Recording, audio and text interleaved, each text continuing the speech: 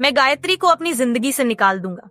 तुम मेरे पास वापस आ जाना और फिर हम पति और पत्नी के रूप में अपनी बाकी की जिंदगी साथ बिताएंगे। ये तो सही है। रुद्र की बात सुनकर अंतरा ने एक आह भरी और अपने बालों में उंगलियां घुमाते हुए रुद्र को बताया कि गायत्री मां बनने वाली है। गायत्री ने भले ही अंतरा के साथ कितना भी गलत किया हो, उसमें उसके होने वाले बच्चे का कोई कसूर नहीं है। अंतरा देर सबेर गायत्री से हिसाब चुकता कर लेगी, लेकिन उसे किसी और के परिवार को बर्बाद करने में कोई दिलचस्पी नहीं है। अंतरा ने रुद्र को नसीहत दी कि वो अब एक पिता बनने वाला है, इसलिए अब उसे अपने बच्चे के प्रति जिम्मेदार बनना चाहिए। अंतरा की बात सुनकर रुद्र ने कुछ सोचते हुए जवाब दिया, अगर ऐसी बात है तो मैं गायत्री का अबॉर्शन करवा देता हूं। ये बोलते हुए रुद्र की आवाज में हताशा थी। उसने अपनी बात आगे बढ़ाई, ये ठीक रहेगा है ना? फिर तो तुम्हें कोई दिक्कत नहीं होगी ना? फिर कुछ ही समय में तुम और मैं अपना बच्चा कर लेंगे। अंतरा के चेहरे पर हैरानी और नफरत के भाव आ गए।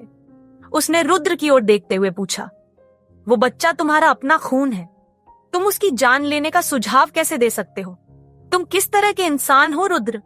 रुद्र ने सफाई दी कि वो सिर्फ अंतरा को वापस पाने की कोशिश कर रहा है। अगर बच्चे की बात नहीं होती तो रुद्र कभी भी गायत्री के साथ नहीं रहता। रुद्र के हिसाब से सारी गलती उस बच्चे की थी। रुद्र ने अंतरा से आगे कहा, यह सब खत्म हो जाने के बाद मैं गायत्री को विदेश भेज दूंगा। वो फिर कभी हमें परेशान करने के लिए वापस नहीं आ पाएगी और मैं हमारे रहने के लिए एक अलग घर भी खरीद लूंगा ताकि तुम्हें मेरी माँ भी ताने ना दे पाए। इतना तो तुम्हारे लिए काफी है ना? क्या कहा तुमने? इस बार आवाज अंतरा की नहीं बल्कि गायत्री की थी। जब रुद्र ने बच्चे के अबॉर्शन की बात की तब तक गायत्री वहां पर आ चुकी थी। उसने वो सब बातें सुन ली थी। गायत्री गुस्से से रुद्र पर चिल्लाने लगी, तुम ऐसा सोच भी कैसे सकते हो? रुद्र, ये बच्चा तुम्हारा पहला बच्चा है और आहूजा खानदान का वारिस है।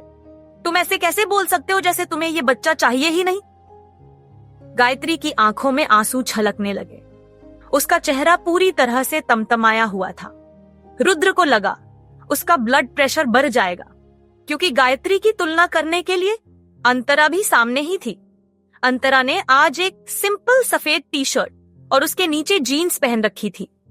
दूसरी ओर गायत्री ने ऊंची क्वालिटी की रेशम से बना पजामा पहना था। फिर भी उन दोनों में से कौन ज्यादा खूबसूरत लग रहा था, ये तय करने में किसी को 1 सेकंड का भी समय नहीं लगेगा। रुद्र ने गायत्री को घूरते हुए पूछा, तुम यहाँ क्या कर रही हो? गायत्री ने उल्टा रुद्र से सवाल किया, क्यों? मैं यहाँ नहीं आ सकती? अगर मैंने तुम्हारा पीछा नहीं किया होता तो मैं तुम्हें अपनी पीठ पीछे दूसरी औरतों से मिलते हुए नहीं देख पाती। इतना कहने के बाद गायत्री ने अंतरा की ओर देखा और उसकी तरफ उंगली से इशारा करते हुए पूछा, और तुम यहाँ क्यों आई हो? वैसे तो तुम हमेशा महान बनती हो, एटीट्यूड दिखाती हो कि तुम्हें डिवोर्स चाहिए और मेरी और रुद्र की जिंदगी से कोई वास्ता नहीं रखना चाहती। लेकिन सच तो ये है, रुद्र को देखे बिना तुम्हारा जी नहीं भरता, इसलिए उसे वापस पाने के अलग अलग पैंतरे आजमा रही हो।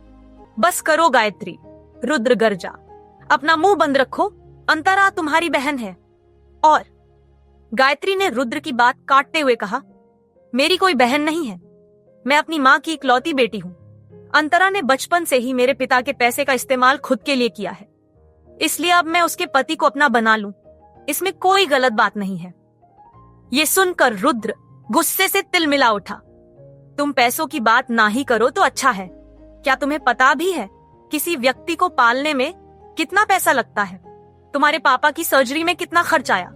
अगर सच में खुद को अंतरा से कंपेयर करना चाहती हो तो हम एक लिस्ट बनाते हैं, देखते हैं तुम दोनों में से किसने किसके लिए क्या क्या किया है, और तब तुम्हें पता चलेगा कि जितना तुम सोच सकती हो उससे कहीं ज्यादा अंतरा के तुम पर एहसान है। ये सुनते ही अंतरा ने सख्ती से रुद्र को टोका, ये दुश्मनी उसकी और उसकी कजन के बीच है। इस जंग में अंतरा को रुद्र की मदद की कोई जरूरत नहीं है। रुद्र ने अंतरा को ताना मारा कि कुछ दिनों से वो बहुत जिद्दी हो गई है और अगर यही बात है तो वो बीच में नहीं बोलेगा। अंतरा और गायत्री खुद ही मामला सुलझाएं।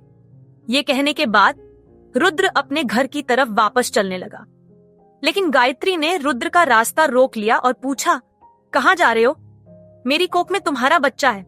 अगर अंतरा ने अचानक मुझ पर हमला कर दिया तो क्या मुझे सुरक्षित रखना तुम्हारा फर्ज नहीं है? ये सुनकर रुद्र गायत्री की तरफ देखता रहा। आगे की कहानी जानने के लिए देखिए अगला एपिसोड सिर्फ पॉकेट FM के YouTube चैनल पर, और मिस्टर शैडो के सारे एपिसोड्स को सुनने के लिए डिस्क्रिप्शन में दी लिंक से डाउनलोड करें पॉकेट FM ऐप।